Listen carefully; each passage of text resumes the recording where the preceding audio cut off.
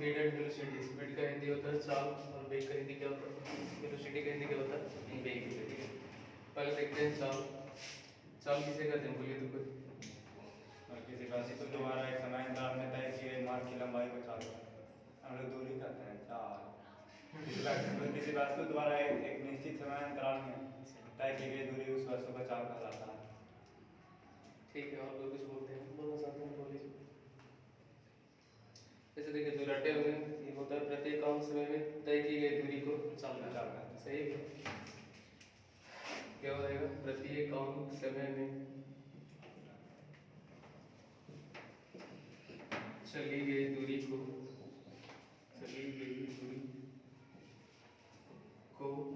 चाल कहते हैं। और कुछ डिफिनेशन होता है?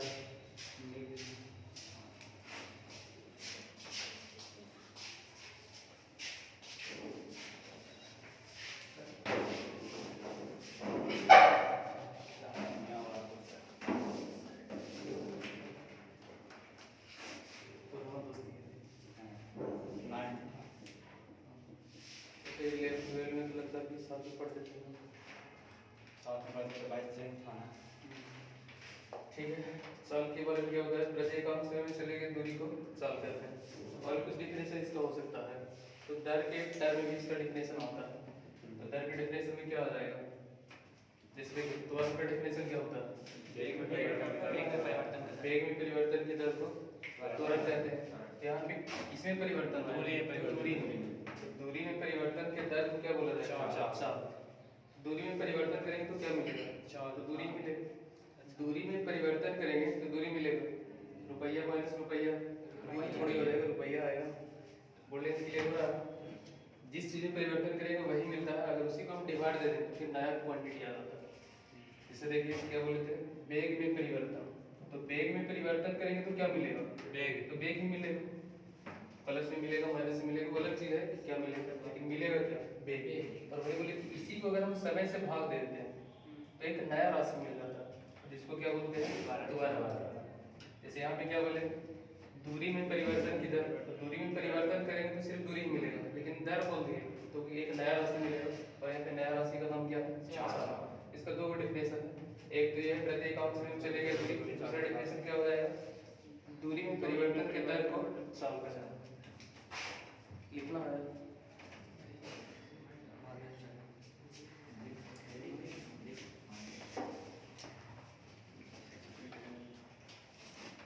लिख लीजिए, एक लाइन तो पढ़िए।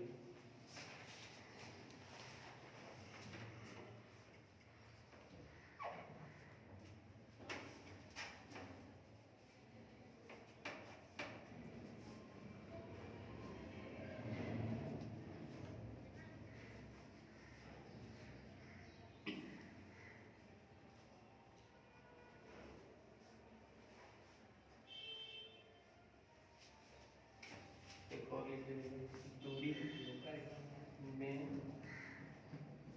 परिवर्तन की दर को चाल कहते हैं। तो इसके अनुसार डिफिनेशन क्या हो जाएगा? डिफिनेशन नहीं, फॉर्मूला। चाल बराबर क्या हो जाएगा? दूरी बटा समय।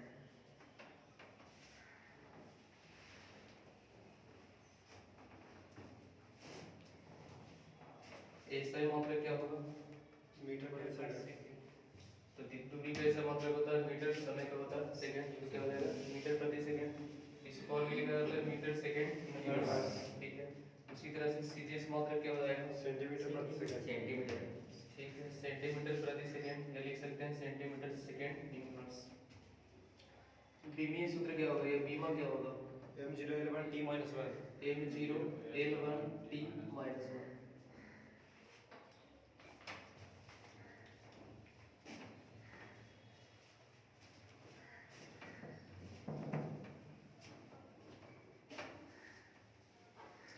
अब देखिए चाल का प्रकार।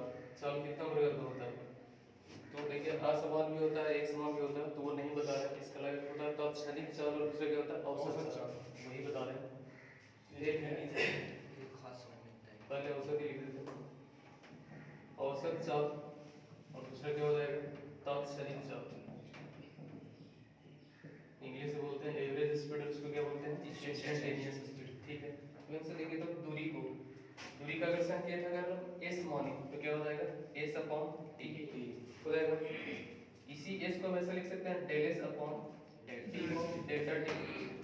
कोई दिक्कत तो नहीं होगी, क्योंकि इसमें अंतर करेंगे फिर से s ही आएगा, टाइम में अंतर करेंगे टाइम ही आएगा। तो ये आ जाता है औसत का, ये किसका फार्मूला हो जाता है औसत का। ठीक है, तो औसत चाल संकेत होता है, ये फार्मूला क्या हो जाएगा del s upon del t। दूरी में अंतर और बटा क्या होगा समय में अंतर। उसी तरह से तात्क्षणिक चाल, तात्क्षणिक चाल क्या होता है इंस्टेंटेनियस स्पीड। देखिए तात्क्षणिक चाल का मतलब, तात्क्षणिक बोल रहे हैं, औसत चाल का मतलब क्या समझते हैं, जब समय अंतराल का बात होगा, जब किसका बात होगा समय अंतराल का। जैसे एक बजे से 2 के बीच क्या कर रहे थे, बहुत लंबा अंतराल है, इस ऐसे स्पीड को क्या बोला जाएगा औसत स्पीड बोला जाएगा। और तात्क्षणिक का मतलब किसी खास समय पे, जैसे बोला जाए कि 10:11 और 13 सेकंड पे क्या कर रहे थे, तो एग्जैक्ट समय है, कोई अंतराल यहाँ पे तो नहीं है, एग्जैक्ट समय बोला गया। तो एग्जैक्ट समय पर वाला जो स्पीड रहेगा उसको क्या बोला जाएगा तात्क्षणिक चाल। और इसका फार्मूला हो जाता है ds अपॉन dt। ds ये भी अंतर ही है, ये भी क्या होता है अंतर ही होता है। इसमें क्या फर्क है, ये है कि बड़ा अंतर रहता है तब डेल लिखा जाता है, और बहुत छोटा अंतर रहता है उसको क्या लिखा जाता है डी। इतना छोटा कि अपना माध्यमिक कैलकुलेटर से डील नहीं कर पाएंगे, तब किसका यूज करते हैं डी का। लिख लीजिए दोनों का फार्मूला। एक चीज थोड़ा सा रुकिए, तो औसत चाल का मात्रक क्या होगा वही होगा मीटर पर सेकंड। तो याद रखिएगा चाल है, इसका जो भी कैटेगरी आएगा, औसत चाल हो, तात्क्षणिक चाल हो, एक समान चाल हो, असमान चाल हो, सब इसी का बेटा बेटी है, समझ रहे हैं हम, सब इसी का बेटा बेटी, तो इसी का प्रॉपर्टी भी रखेगा। जैसे आदमी है तो आदमी का प्रॉपर्टी रखेंगे, हाथी वाला स्कूल लंबा कहाँ चला है, जो बोल्डिंग क्लियर हो पा रहा है, तो ऐसा मात्रक पूछे, सीजीएस मात्रक पूछे, बीमा पूछे, चाल का होता है वही हर एक चाल का होता है। ठीक है, जैसे आप लोग से पूछा जाए रिलेटिव स्पीड का क्या होगा, रिलेटिव मतलब क्या होता है रिलेटिव सापेक्षिक चाल या अपेक्षिक चाल, उसका ऐसे मतलब क्या होगा हो सकता है पहली बार सुने। ठीक है, किसी भी चाल का ऐसे मतलब क्या होगा मीटर प्रति सेकंड, क्योंकि उसी का कैटेगरी का होगा। तात्क्षणिक चाल है कोई भी चाल, एक होता है स्केप स्पीड, पलायन चाल, पलायन चाल का ऐसा मतलब क्या होगा मीटर प्रति सेकंड। पलायन चाल किसको कहेंगे सर? वो ग्रेविटेशन आएगा, तो एक वो स्पीड जिससे कि पृथ्वी से पार कर जाए उसको बोलते हैं पलायन चाल या पलायन वेग। कितने में सुनते कि पलायन वेग से फेंका गया इसे। हाँ, पलायन का मतलब क्या होता है निकल गया, जिस आदमी के बारे में सुनते हुए नहीं पलायन कर गया, मतलब वहां से छोड़ के चल गया। ऐसे धरती से मतलब कितना वेलोसिटी से बीकेंगे कोई रास्ते हो, मतलब धरती पे दोबारा ना आए 11.2 किलोमीटर प्रति सेकंड। ये शुरू और आखिरी क्वेश्चन है, वैसा नहीं बताएंगे। ठीक है, ये सब लिखिए, ये सब कीजिएगा, दुनिया भर का टाइम पास होता रहेगा। ये इसलिए बोल रहे हैं जब चैप्टर आएगा उसी समय सब कुछ चलते चल रहा है, ये ग्रेविटेशन पढ़ने के लिए आता है। लिख ली पूरा ठीक है, और इसके अलावा कुछ तो होता नहीं है। उसके बाद है वेग, इसमें ज़्यादा कुछ करना नहीं है, जहाँ पे भी आपको दूरी दिख रहा है, दूरी के मतलब क्या लिख रहा है, बाकी इसका कार्यक्रम सब कुछ क्या होता है, इसमें वही है दूरी जो लिख रहे थे इसके बदले क्या लिखेंगे विस्थापन में परिवर्तन के दर को वेग कर दिया। ठीक है, और यहाँ पे क्या करना है, सिर्फ एक तीर देना है। तीर क्या बताता है, इसके अलावा कहीं पे भी कोई भी चेंज नहीं होगा, जैसे वैसे ही रहता। ठीक है, एक क्वेश्चन पूछ रहे हैं, छोटा सा मोटरसाइकिल चलाते हो तो उसमें मशीन लगा हुआ रहता है जो कि मेजर करता है कितना स्पीड से चल रहा है, तो वो किसको मापता है, जो मेजर करता है 10 का स्पीड है, 30 का स्पीड है, 60 का स्पीड है, किसको मापता है औसत चाल को कि तात्क्षणिक चाल को? तात्क्षणिक की औसत तात्क्षणिक, क्योंकि जिस हाँ जैसे जैसे आप क्या बोलते हैं एक्सीलेटर दबाइएगा वैसे वैसे बदलते चल रहा था, जिस हिसाब से ब्रेक की दबाइएगा उसी तरह से कम भी चल रहा था। ऐसा नहीं कि यहाँ से घर पहुंचे तब कहीं वो रीडिंग देता कि इतना क्या स्पीड से आए थे, ऐसा कुछ नहीं बताता है। आप जैसे कीजिएगा, जैसा एक्शन लीजिएगा वो उसी टाइम से क्या करता है, वो काम करता है, उसी समय करता है। और उस मशीन का नाम क्या होता है जो मेजर कर रहा होता है? नहीं, ऑटोमीटर,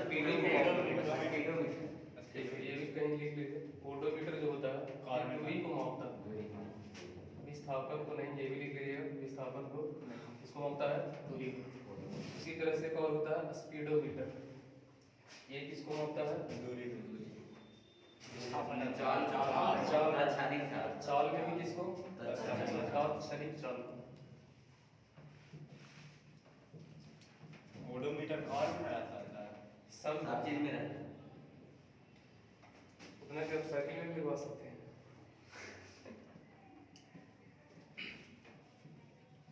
साइकिल कहते हैं अपने आप में भी लगा सकते हैं, बैटरी उधर लेकर ढो ढो के चल। वो मशीन है ना, कहीं पे लगाइए काम करेगा, थोड़ी ना उसको दिखता है कि बाहर के ट्रैक करेगा।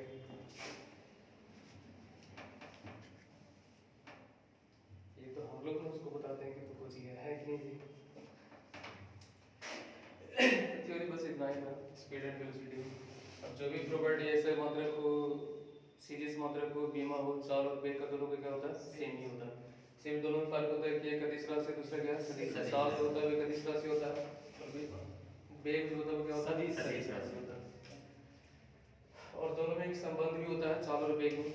ये अगर चलते हुए दिशा ना बदले, ठीक है, ए से बी तक गया है और अगर इसका दिशा नहीं बदल रहा, जैसे कि इसमें दिख रहा है, यहाँ से स्टार्ट किया, मुड़ी इधर की इधर ही रह गया, तो इस स्थिति में चाल और वेग दोनों क्या होता है?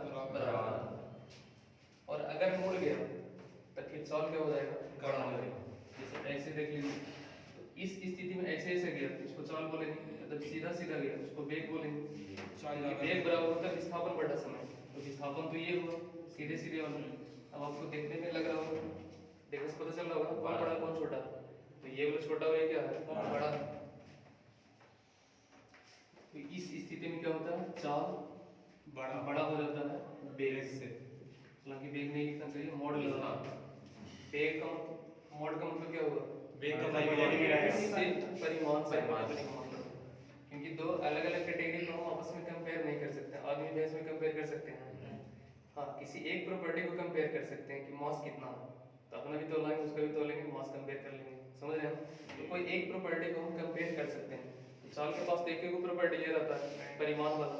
इसके पास तो दो है, चाल भी है, परिमाण भी है और दिशा भी है। तो सिर्फ परिमाण को यहाँ पे क्या कर रहे हैं? कंपैरिजन कर रहे हैं। तो इस स्थिति में चाल क्या होता है? बड़ा होता है। इधर से जाएगा तो चाल क्या लाएगा, और इधर से जाएगा तो क्या कर लाएगा? लिख लीजिए तो इसको।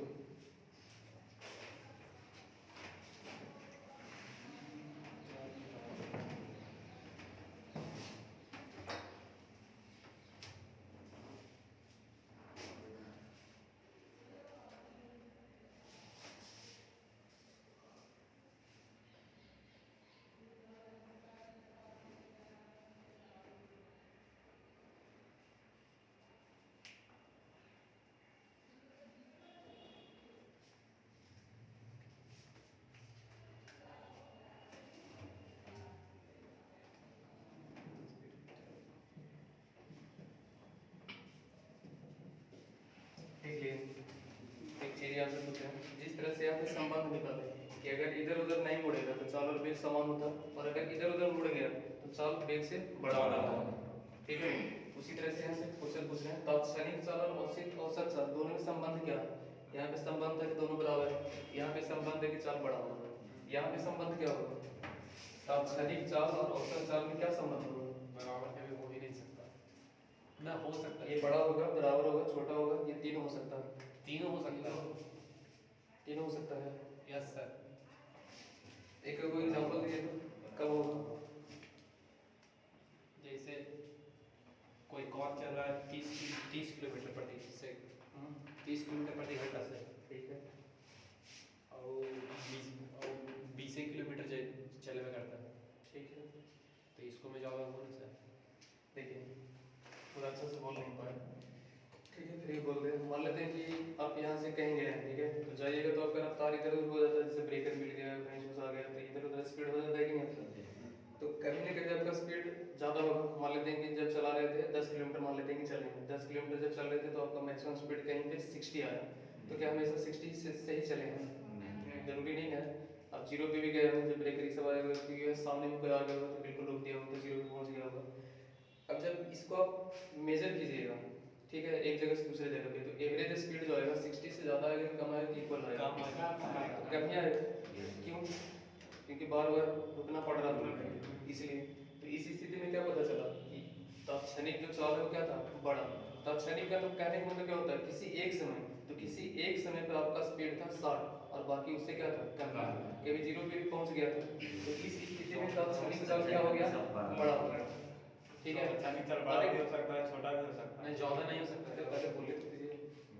एक तो ये समझा है, अभी हम थोड़ी ना डिसीजन दे दिए कि यही बड़ा होगा, अभी और बोल ही रहे हैं। और दूसरा ये भी हो सकता है कि मेन हाईवे पे जाइए, उसमें 5 किलोमीटर का पैच ऐसा भी आता है कि आपको इधर उधर करने की कोई जरूरत नहीं पड़ता, एक्सीलेटर जितना देते हो उतने पे चलते चल रहा था। तो उस स्थिति में तात्क्षणिक चाल और औसत चाल दोनों क्या हो जाएगा, बराबर, बदलने वाला कोई चीज़ ही नहीं है। बड़ा नहीं हो सकता सर। अब उल्टा सोचिए, ये छोटा हो सकता है कि नहीं तात्क्षणिक चाल का भी, हो सकता है, लेकर आ जाओ। नहीं होगा, कभी नहीं होगा। औसत चाल से छोटा हो सकता है। औसत चाल से छोटा नहीं होगा। नहीं हो सकता सर। डिसाइड कर लिए।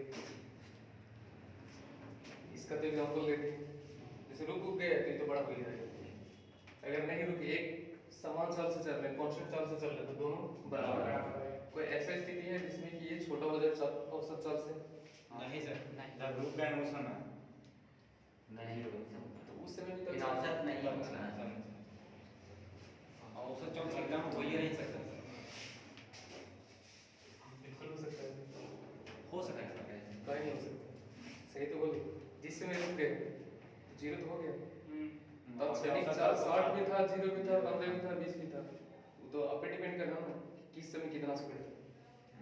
तो आप पूरे जर्नी में सोच रहे हैं, पूरे जर्नी को तो ये बताता है, ये तो किसी एक के इंस्टेंट में बताएगा, ये पूरे जर्नी के दौरान थोड़ी बताएगा। तो पूरी जर्नी के दौरान तब क्षणिक चाल इससे बड़ा भी हो गया था 60, इससे छोटा भी हो गया था 0, इसके बराबर भी था। ठीक है, इसमें रिलेशन क्या होगा, सब कुछ हो सकता है। ठीक है, हम ये नहीं बताना चाहते थे, हम ये पूछना चाहते थे कि तात्क्षणिक चाल और औसत चाल बराबर कब होगा। जब समान चाल से चलते रहे। ये तभी संभव है जब बस एक समान चाल से चलेगा, एक समान चाल, तभी ये संभव है। अदर देन क्या होगा, तो तीनों में से कुछ, इन दोनों में कुछ भी हो सकता है।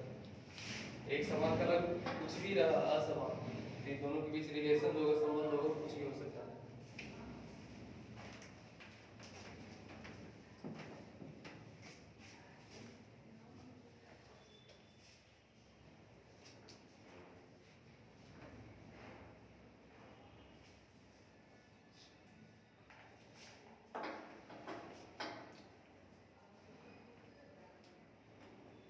और ये भी जो होगा बड़ा भी हो सकता है, बराबर भी हो सकता है, छोटा भी हो सकता है। कब, जब असमान रहेगा।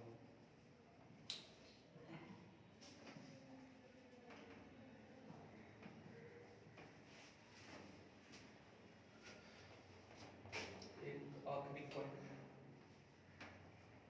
तात्क्षणिक चाल, तात्क्षणिक वेग, ये दोनों में क्या संबंध होगा?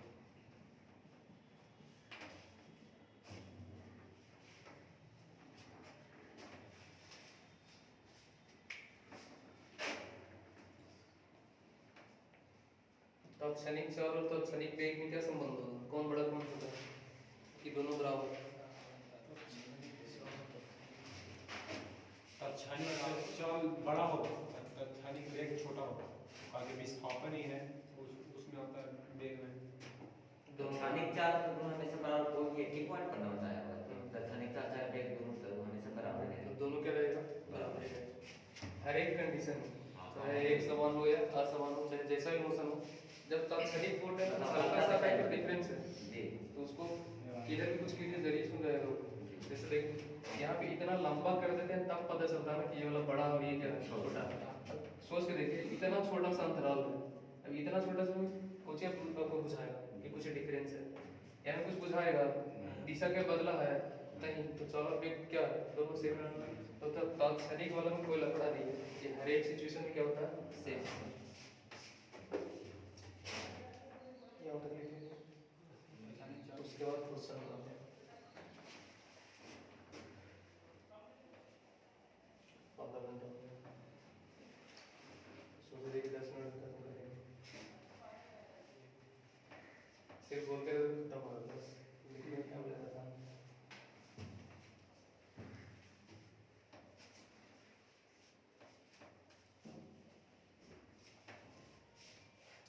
लिख लिया ना यहाँ पे, ठीक है। अब क्वेश्चन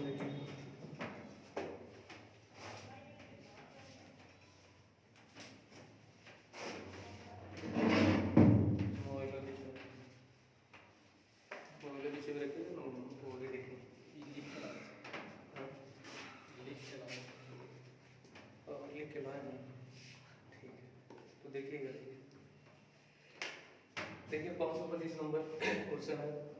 एक चालक समान गति से अपनी कार को चलाता है और 60 सेकंड में 288 मीटर की दूरी तय करता है। गति ज्ञात करें। कितना नंबर है? 525। दूरी कितना चला? न्यूमेरिकल सोल्व करने का तरीका होता है ना, तो जो कुछ दिया हुआ है उसको लिखिए, जो पूछ रहा है उसको भी लिखिए, और देखिए सर को कौन सा फार्मूला रिलेट कर रहा है। तो देखिए पढ़ते हैं।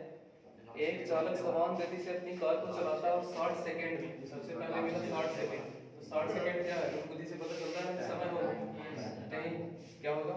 समय होगा। आगे क्या बोला? 288 मीटर की दूरी तय करता है। वो खुल के बोल रहे हैं कि दूरी है, नहीं तो दूरी कितना है? 288 मीटर। तो पूछ रहा है गति क्या है, मतलब चाल पूछ रहा है। क्या पूछ रहा है? चाल। तो कैसा फॉर्मूला है जो कि तीनों को आपस में रिलेट कर देता है? इससे सस्ता फॉर्मूला कुछ होगा? चाल बराबर दूरी बटा समय। दूरी कितना है? 288। समय कितना है? 60। तो 6 चौके 20। हाँ तो 4 बोला ऑप्शन होगा। 4.8 मीटर। ये नहीं ध्यान रखना, उसको सोल्व कर लेंगे। सॉल्व कर लेंगे उसके बाद देखिए उसमें कुछ ही घटा प्रमाण यूज। कौन सा ऑप्शन हो जाएगा? एक।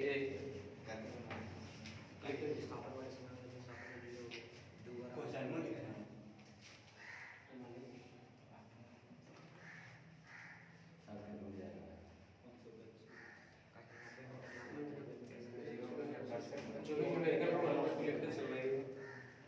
लिख लिए?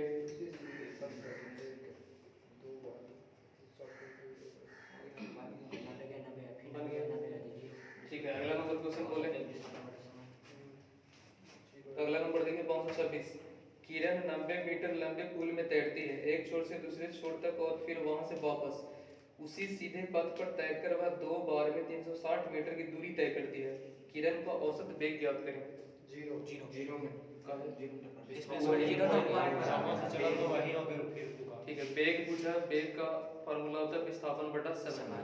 विस्थापन जहां से चला था वहीं पे पहुंच गया 0। जब विस्थापन ही 0 तो वेग भी बेचारा बन गया।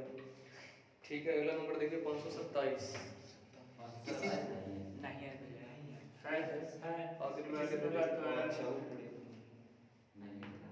नहीं मिला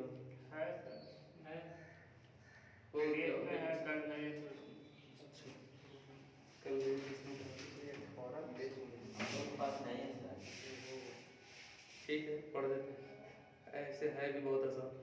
किसी वस्तु का त्वरण इसके कवची में प्रति इकाई समय में हुआ परिवर्तन। किसी वस्तु का त्वरण इसके वेग में परिवर्तन।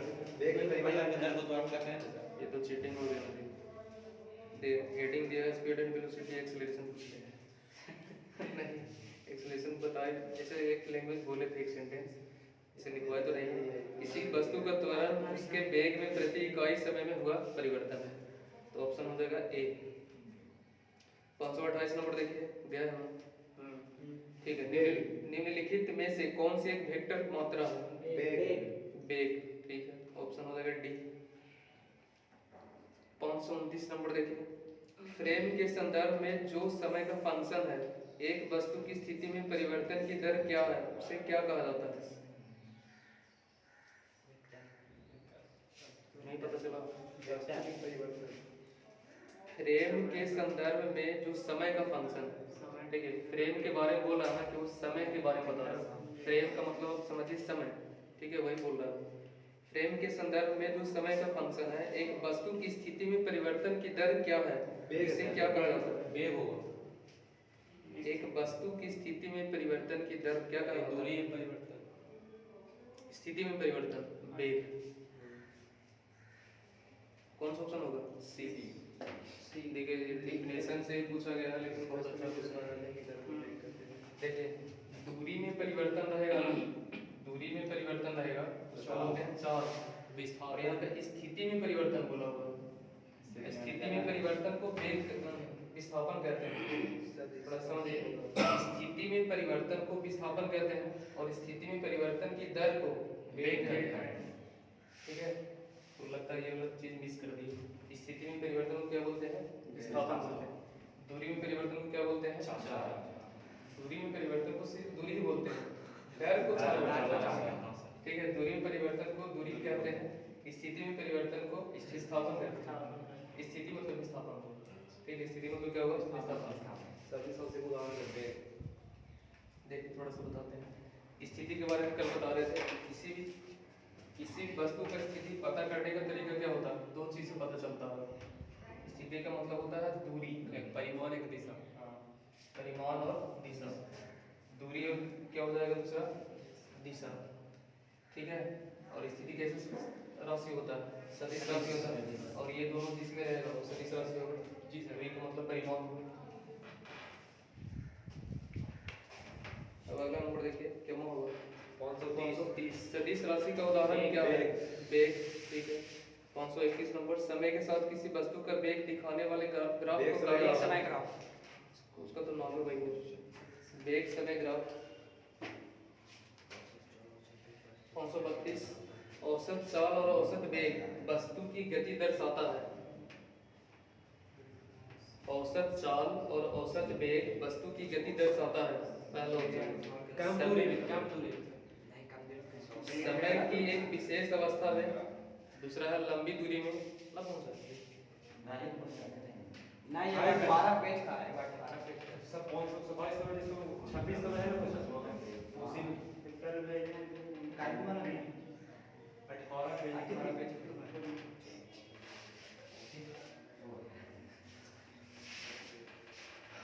बैठे क्वेश्चन नहीं ये 18 पेज का है। हम लोग भी नहीं देखे, हम पूरा 5-7 विशेष बात है। ठीक है, तो मिला में से पूछिए। अब मोबाइल पीछे में रखिए थी, उनको दिक्कत नहीं।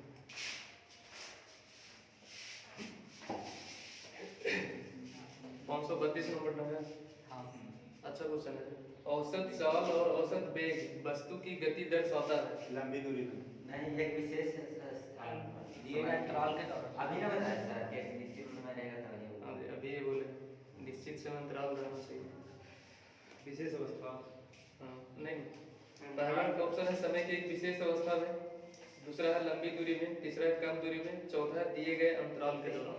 देखिए ऐसे आप क्या उसको बोलते हैं, संधि विच्छेद कीजिएगा ना तो सब ऑप्शन सही है, सबका सब सही है। पहले पूछिए समय की एक विशेष अवस्था में, ये तो फिर गलत है। एक विशेष अवस्था में तो तत्क्षणिक बोला जाता है, किसी एक टाइम पे तत्क्षणिक बोला जाता है, तो ये तो गलत है। दूसरा लंबी दूरी में, सही तो है, लंबी दूरी में तो रहता करेगा, लंबा दूरी तय करेगा तो अंतराल। दूसरा है कम दूरी में, तो कम दूरी में भी औसत निकलता है। बिल्कुल निकल जाएगा। बहुत कम बोलेगा तो फिर नहीं निकलेगा, कम दूरी में तो निकल ही जाएगा। और चौथा ऑप्शन है दिए गए अंतराल के दौरान। तो है तो तीनों सही, लेकिन सबसे बेहतरीन डिफिनेशन में आता है अंतराल वाला। डिफिनेशन में कौन आता है? अंतराल। डिफिनेशन में कभी ये पढ़े हैं लंबी दूरी में, छोटी दूरी में, अंतराल जरूर पढ़े होंगे। समय अंतराल में तय किए गए दूरी को औसत चाल करते हैं। तो कौन सा ऑप्शन हो जाएगा? डी। 532 का ऑप्शन होगा डी। 533 नंबर देखिए, एक भीड़ भाड़ वाली सड़क पर एक बस की गति असमान। कैसा गति का एक उदाहरण है? असमान। हाँ, भीड़ भाड़ एक बार पे रहेगा तो कभी तेज कभी धीरे। गाँव में अक्सर ये सब चीज देखते हैं, है ना? हम लोग तो डेली सब देख हुए करते हैं। 531 का कौन सा है? 531 का एक, हाँ जो नाम है वही उसका आंसर भी। 534 नंबर देखिए, चाल दूरी और समय का सही संबंध है। ऐसा कल भी हुआ है। कौन सा ऑप्शन होगा? बी। ठीक है। 535 नंबर देखिए, तत्क्षणिक वेग और औसत वेग तब बराबर होते हैं जब वस्तु एक समान मिल जाए, एक शून्य त्वरण हो। का है शून्य तौर पर दिशा ये वाला थ्योरी अभी बताएंगे। तात्क्षणिक वेग और औसत वेग, हालांकि चाल वाला एक बताएंगे। समान त्वरण से चलेगा। तात्क्षणिक त्वरण तो एक समान चाल वेग, यही है ना, औसत वेग, दोनों बराबर कब होगा? अब ये भी लिखवाए हैं, एक के बदले चाल का, अब ये भी लिखवाए हैं, ये एक समान एक चाल समान होगा। त्वरण हो जाएगा। एक समान चाल कहने का मतलब क्या होगा? त्वरण जीरो। एक समान चाल का मतलब क्या होगा? त्वरण जीरो। त्वरण का तो परिभाषा क्या होता है? वेग में परिवर्तन। वेग में परिवर्तन हो कहाँ रहा है? ये तो बोल रहे थे एक समान वेग में परिवर्तन हो रहा है, नहीं, एक क्या होना चाहिए? जीरो। तो कौन सा ऑप्शन होगा? डी। विस्थापन करना एक देखिए ये भी थ्योरेटिकल क्वेश्चन है, लेकिन अच्छा क्वेश्चन है, क्वेश्चन बहुत अच्छा है। आसानी वाला क्वेश्चन। शून्य त्वरण हो। हाँ, एक रट्टेगा तो अलग चीज हो गया, अंतराल में कॉन्सेप्ट से बनाया तो फंसा वाला क्वेश्चन है। अगला देखिए 536 नंबर, विस्थापन के परिवर्तन दर को कहा जाता है? वेग, अभी डिफिनेशन में भी था वो। देखो ये अगला देखिए 537 नंबर, विस्थापन की परिवर्तन दर को कहा जाता है? ये भी वही, यदि कोई वस्तु समान एक के दिन लगता पूछल भी गया नहीं, देखो 5/12/2018 बना, 3/10/2018। 538 नंबर देखिए, यदि कोई वस्तु समान समय अंतराल में असमान दूरी तय करती है तो इसे किसमें कहा जाएगा? समान में असमान, तो असमान ही रहेगा। कोई भी एक हो अगर असमान तो आंसर असमान ही रहेगा। तो कौन सा ऑप्शन हो जाएगा? ए। फिर आ गया सर। फिर 539, विस्थापन के परिवर्तन की दर को क्या कहते हैं? लगता है ग्रुप डी वाला को बहुत ज्यादा पसंद है। 40 किसी निर्दिष्ट दिशा में तो ऑप्शन कौन था? डी। ठीक है, अगला देखिए 540 नंबर, किसी निर्दिष्ट, आप लोग अपने में तो मेंशन करते हैं, किसी निर्दिष्ट दिशा में किसी वस्तु की गति को कहा जाता है? विस्थापन। अरे गति पूछ रहा है, गति का मतलब चाल या वेग? चाल से एक है कोई गति बोलेगा, गति पूछेगा तो गति के बारे में पूरी विस्थापन थोड़ी ना बोलेगा, स्पीड में बताइएगा कितना गति है। वेग होता चाल में दिशा होता है। एक ही दिशा में जा रहा है तो दिशा कौन सा ऑप्शन होगा? सी, वेग। निर्दिष्ट का मतलब क्या होगा? एक दिशा, निश्चित दिशा। 541 नंबर देखिए, निम्न में से कौन सी मात्रा चाल के साथ इसकी गति निर्दिष्ट करती है? 41 नीचे है, उसके नीचे। ठीक है, 541 फिर से पढ़ देते हैं। निम्न में से कौन सी मात्रा चाल के साथ इसकी गति निर्दिष्ट करती है? कौन सी मात्रा चाल भी बताता है और उसकी गति निर्दिष्ट मतलब दिशा भी बताता है? वेग बताता है नहीं, वेग चाल को भी बताता है, स्पीड भी बताता है और दिशा भी बताता है। यही मस्त क्वेश्चन है कि कौन सा ऑप्शन होगा? सी। ठीक है, 542 नंबर देखिए, एक निश्चित दिशा में बढ़ रही वस्तु की गति को वैज्ञानिक शब्दावली में किस पद के रूप में जाना जाता है? निश्चित दिशा में बढ़ रही वस्तु की गति, पिछला क्वेश्चन का ये दूसरा रूप है, जो पिछला क्वेश्चन था उसी का ये दूसरा रूप है, दोनों क्वेश्चन तो सेम ही है। अब देखिए 543 नंबर, समय के साथ विस्थापन में परिवर्तन की दर को सात सेटिंग में शिफ्ट 1 खत्म हो गया। सामने पूछा है भेभी आई क्वेश्चन